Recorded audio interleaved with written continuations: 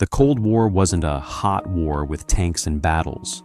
It was a global standoff between two superpowers after World War II, the United States and the Soviet Union.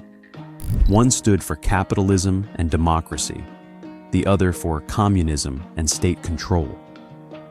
It lasted from the late 1940s until 1991, nearly half a century of tension, fear, and competition, without a direct war between the two. After World War II, Europe lay in ruins.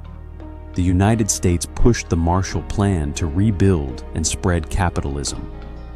The Soviets expanded their grip on Eastern Europe, creating communist satellite states. Germany became the symbol of this divide, the West backing West Germany, and the Soviets controlling East Germany. In 1948, Stalin blockaded Berlin. The West responded with the Berlin airlift, flying in food and supplies for nearly a year. The first great Cold War crisis ended without war. Both sides then raced to build nuclear weapons, enough to destroy the world many times over. This balance of terror was called mutually assured destruction. If one attacked, both would be annihilated. The competition even reached space. In 1957, the Soviets launched Sputnik, the world's first satellite.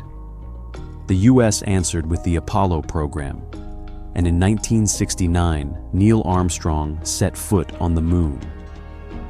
Technology, science, and propaganda became new battlefields.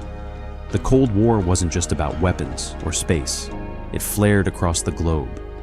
In Korea, North backed by China and the USSR, South backed by the US and the UN. In Cuba, 1962, the world held its breath.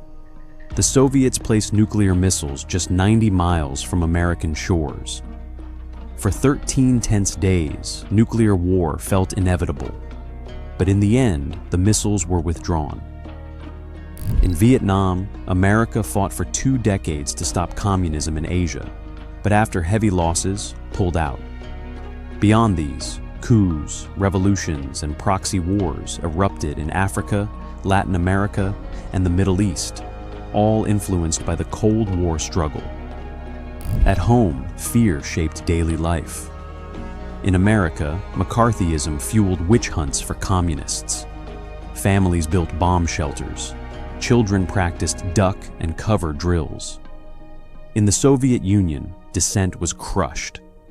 Propaganda filled every corner of life, praising communism and condemning the West. The world was literally divided into 2 camps: NATO in the West, the Warsaw Pact in the East. Winston Churchill called it the Iron Curtain, a wall of ideology splitting Europe in 2. By the 1980s, the Soviet Union was running out of time. Its economy was failing. Its war in Afghanistan drained resources. Its people demanded change. Mikhail Gorbachev tried to reform with openness and restructuring. But freedom spread faster than control. In 1989, the Berlin Wall fell.